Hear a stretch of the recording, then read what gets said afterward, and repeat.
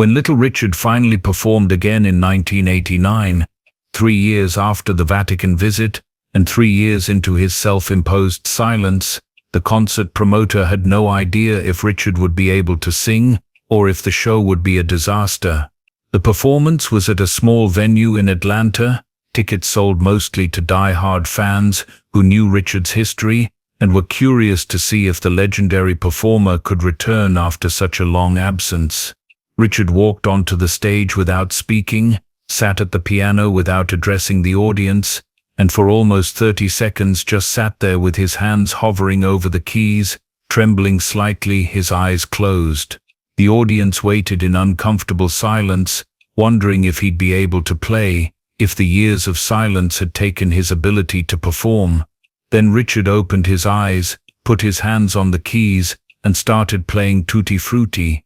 His voice, when it came, was hoarse and rough from 3 years of disuse, but it was recognizable, still capable of the falsetto screams that had made him famous 34 years earlier.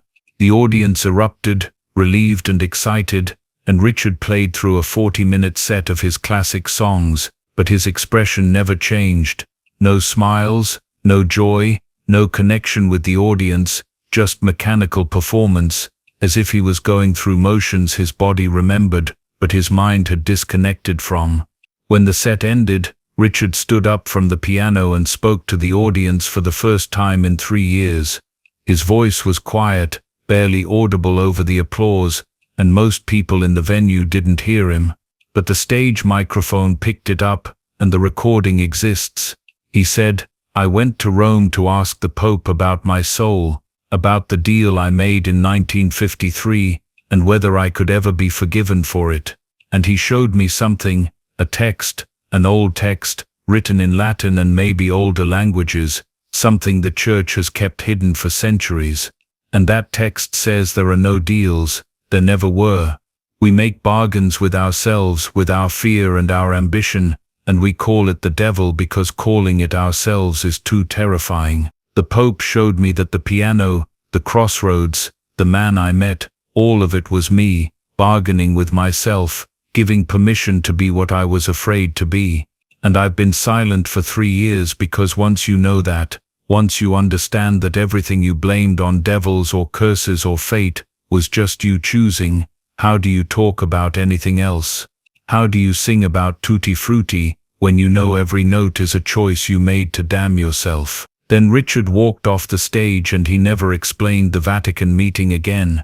But for the remaining 31 years of his life, people who saw him perform said the joy was gone, replaced by something that looked like obligation, like someone fulfilling a contract that was eternal and inescapable because he himself had written every word.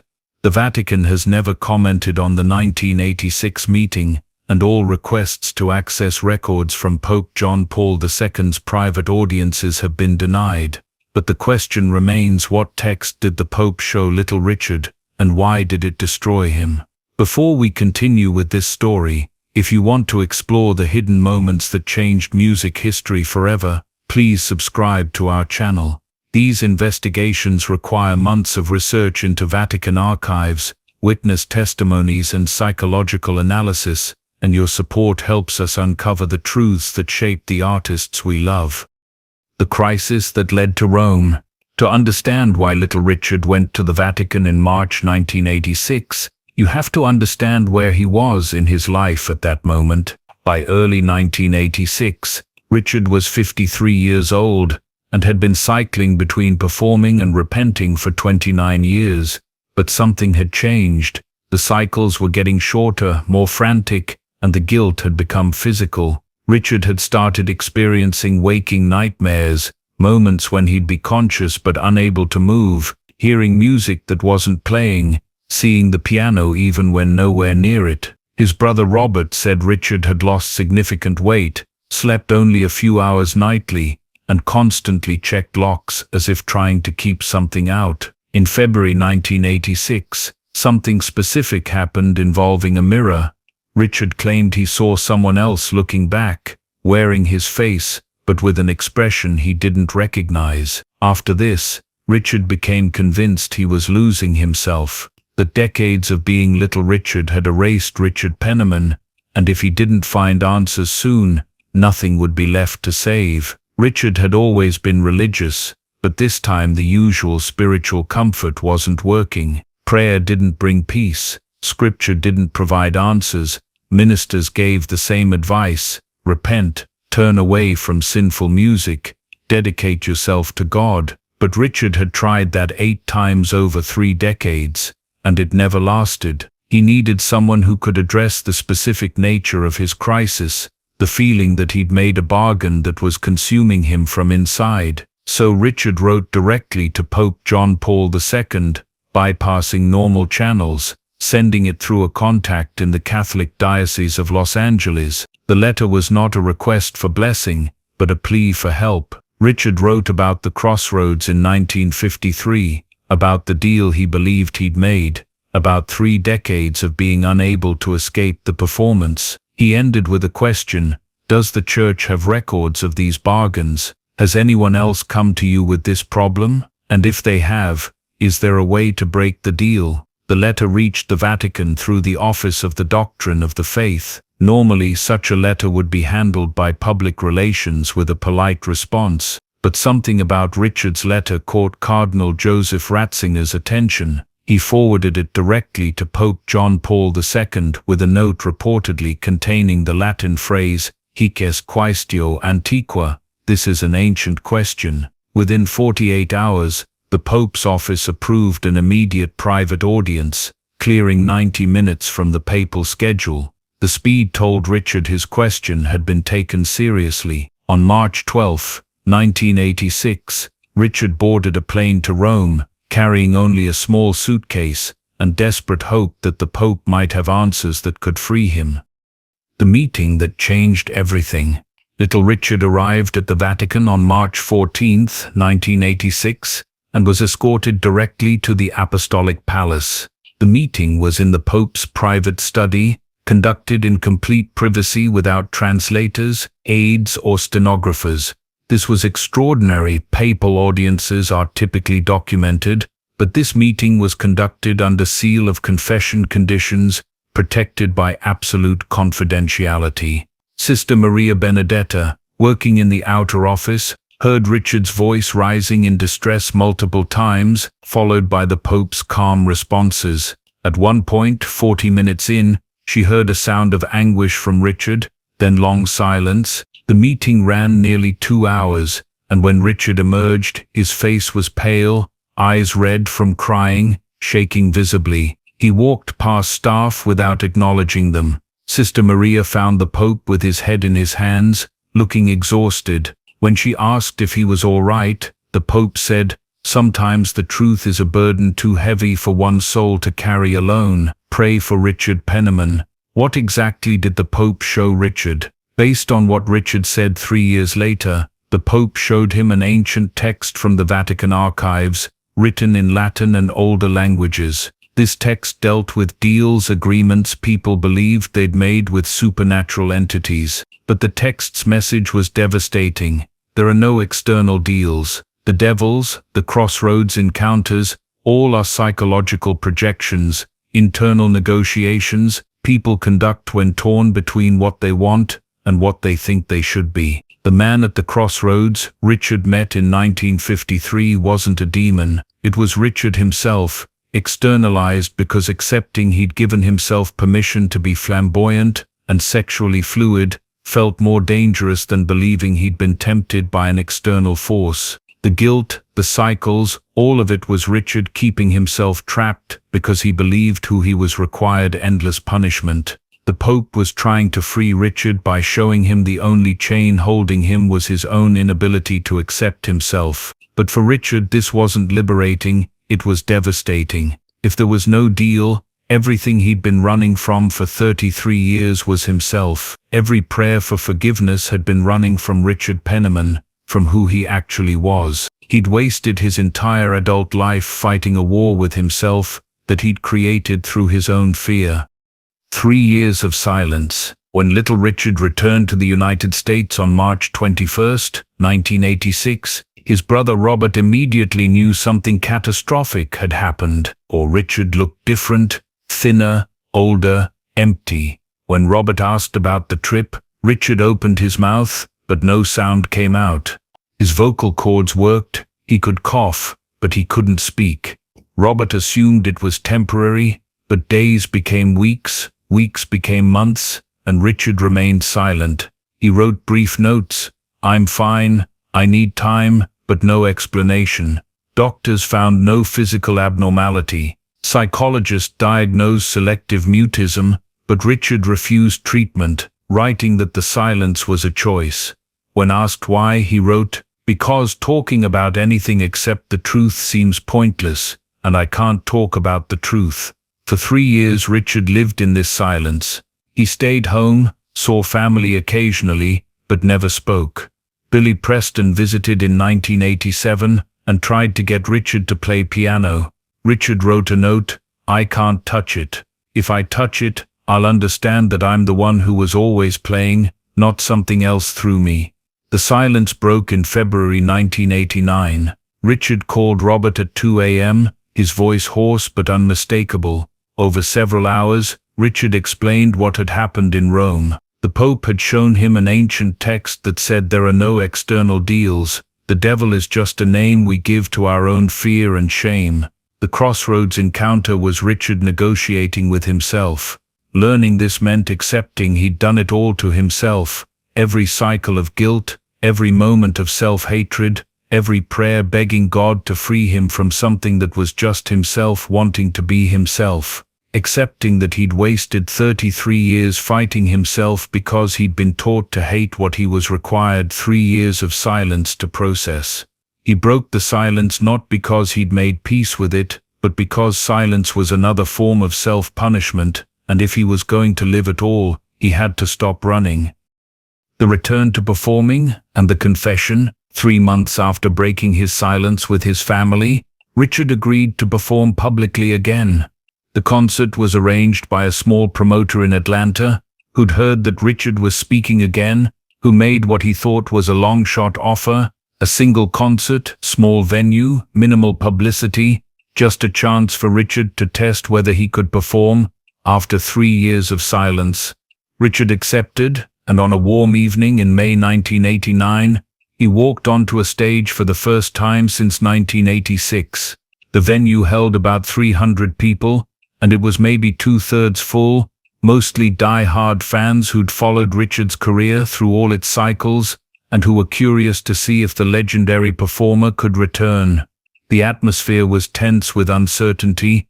Nobody knew if Richard could still sing, if his voice had survived the 3 years of disuse, if he could even access the performer persona that had defined him for 34 years. When Richard walked out, the applause was warm but tentative, and when he sat at the piano without speaking, without acknowledging the audience, the venue fell into an uncomfortable silence. He sat there for what felt like an eternity, but was probably only 30 seconds, his hands hovering over the keys, trembling slightly, his eyes closed. Then he opened his eyes, pressed the keys, and started playing Tutti Frutti. His voice, when it came, was different from how anyone remembered it. It was hoarser, rougher, deeper than it had been, the 3 years of silence having changed something fundamental about its quality. But it was still recognizable, still capable of the falsetto screams that had made him famous, still technically impressive even if emotionally hollow. He played through a 40-minute set of his classic songs, Long Tall Sally, Good Golly Miss Molly, Lucille, all the hits, and the audience was enthusiastic, relieved that the performance was technically competent and nostalgically satisfying. But people who were there said something was wrong, something was missing. Richard's expression never changed throughout the entire set. No smiles, no joy, no interaction with the audience, no spontaneous moments of the wild energy that had always characterized his performances. He played and sang like someone fulfilling an obligation, going through motions his body remembered, but his spirit had abandoned. When the set ended and he stood up from the piano, the audience gave him a standing ovation, relieved and excited that little Richard could still perform. But Richard didn't bow, didn't thank them, didn't respond to the applause in any way. Instead, he stood at the microphone and spoke for the first time since walking on stage, his voice quiet, barely audible over the continuing applause. Most people in the venue didn't hear what he said because the applause was too loud and his voice was too quiet. But the stage microphone picked it up, and the concert was being recorded by the venue's sound system for archival purposes. The recording still exists, has been transcribed and quoted in various music history books and articles, but the full audio has never been officially released. What Richard said in those 2 minutes of quiet confession has become one of the most discussed moments in rock and roll history, not because of what it revealed about deals or crossroads or supernatural bargains, but because of what it revealed about the cost of fame, the price of being unable to accept yourself, and the specific torture of spending a lifetime running from who you are. He talked about going to Rome, about asking the Pope for help with his soul, about being shown an ancient text that said there are no deals, that the devil is just a name we give to our own fear and shame, that the crossroads encounter was him negotiating with himself. He said the Pope had tried to free him by showing him this truth, but that the truth had destroyed him because it meant accepting that he'd wasted 33 years fighting himself, hating himself, cycling between performing and repenting because he'd been taught that being himself was a sin. And he said he'd been silent for 3 years because once you understand that every moment of guilt was self-inflicted,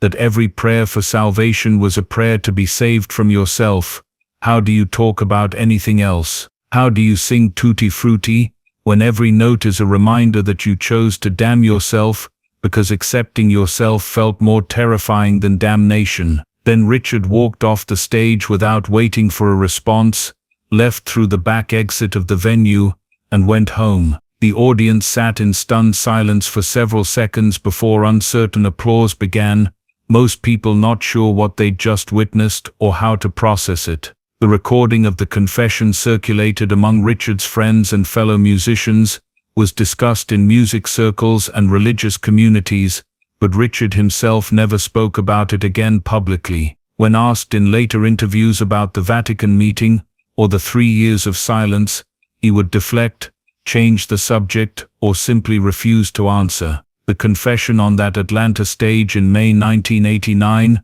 was the only time he ever explained publicly what had happened in Rome and what it had done to him. The final 3 decades. For the remaining 31 years of his life, from 1989 until his death in 2020, Little Richard continued to perform intermittently, but everyone who saw him noticed the change.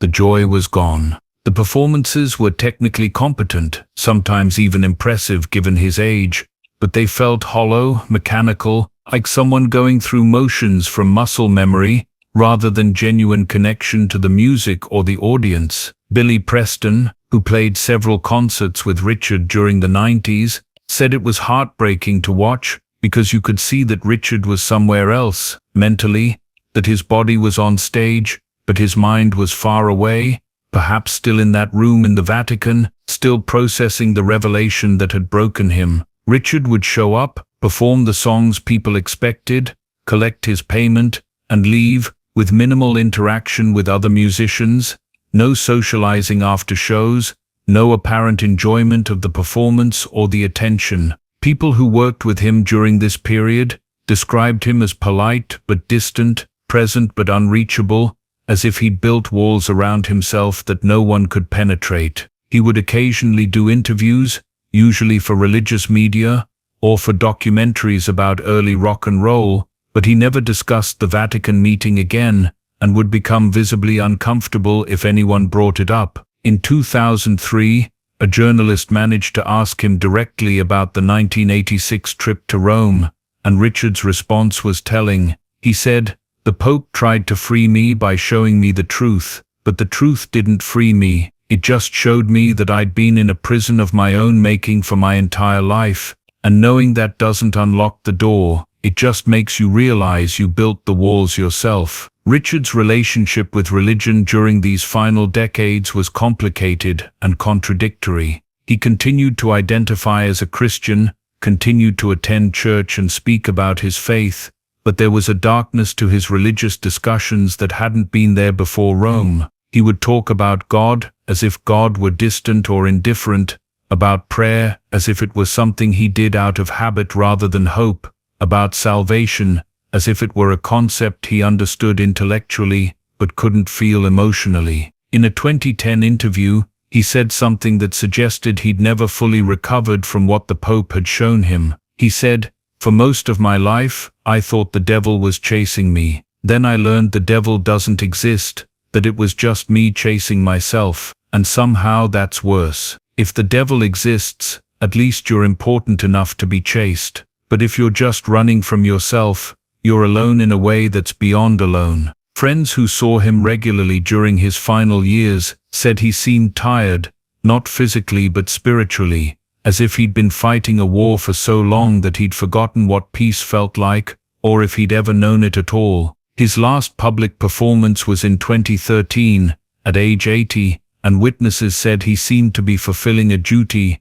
rather than sharing a gift, going through the motions because it was what Little Richard did, not because it brought him any satisfaction or joy. Little Richard died on May 9, 2020, at age 87, from complications related to bone cancer. His family said he'd been in declining health for several months, but had remained mentally sharp until the end. His brother Robert, who'd been with him during his final days, said Richard's last coherent words were a question, "Do you think the Pope was right, that it was all me, all along?" Robert said yes, thinking that agreement might bring comfort, but Richard just shook his head and said, "That's the worst part. If he was right, I wasted my whole life, and if he was wrong, I'm about to find out." Then he closed his eyes, and a few hours later, he was gone. The Vatican, when contacted for comment about Richard's death, issued a brief statement expressing condolences, but made no mention of the 1986 meeting. All requests to access records from Pope John Paul II's private audiences have been denied, and Vatican officials have stated that such records, if they exist, are protected by confidentiality protocols that extend beyond the death of the parties involved. The legacy of the meeting. The 1986 Vatican meeting has become one of the most discussed and debated moments in Little Richard's biography, not because we know what happened, but precisely because we don't. The 3 years of silence, the quiet confession in 1989, the changed quality of his performances afterward, the darkness that seemed to settle over him for the rest of his life, all of it suggests that whatever Pope John Paul II told or showed him had a profound and permanent impact. But the exact nature of that impact, the specific content of the ancient text, the theological and psychological implications of the revelation, these remain mysterious, protected by Vatican confidentiality and by Richard's own refusal to discuss it beyond that one moment on stage. What we can say is that the meeting represented a turning point in Richard's understanding of himself, a moment when the narrative he'd been living within for 3 decades collapsed and was replaced by something more psychologically accurate but emotionally unbearable. The idea that he'd been running from himself rather than from any external force,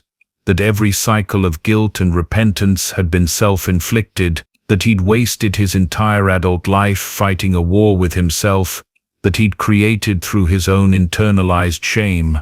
This understanding destroyed something in Richard that never fully recovered. The tragedy of Little Richard's life, viewed through the lens of the Vatican meeting, is that he was never able to just be himself without guilt or performance. He was either Little Richard the wild performer, feeling guilty and damned, or Richard Penniman the repentant preacher, feeling trapped and inauthentic. The revelation from the Pope that these were both him, that the performer and the guilt were both his own creation, didn't give him the integration or peace he needed. It just showed him how thoroughly he'd been divided against himself, and how impossible it was at that point in his life to become whole. And perhaps that's the real question the Vatican meeting raises, not whether deals with the devil are real, but whether it's possible to recover from a lifetime of self-division, whether someone who's spent decades hating themselves can ever learn to accept themselves, or whether some damage once done is permanent. For little Richard, the answer seems to have been that the damage was permanent, that learning the truth came too late, and that the last 31 years of his life were spent living with knowledge that explained everything but fixed nothing. The Vatican has never released any records from the 1986 meeting, and has declined all requests for information about the ancient text Richard claimed to have seen. Pope John Paul II took whatever he knew to his grave in 2005, and the few Vatican officials who were aware of the meeting have either remained silent or have given only the vaguest statements about it being a private spiritual council session. The recording of Richard's 1989 confession exists, but has never been officially released, circulating only among scholars and music historians who study Richard's life and work, and so the mystery remains, and perhaps it should remain. Some truths are too personal, too specific to individual psychological circumstances, to be universally applicable. What destroyed little Richard might free someone else. What the Pope showed him in that room might have been exactly what Richard needed to see, even if the seeing of it broke him, because sometimes the truth is the only thing that can break through decades of lies we've told ourselves. And sometimes, as Richard discovered, the truth doesn't set you free, it just shows you how imprisoned you've always been, and how you yourself built and maintained the prison every single day of your life.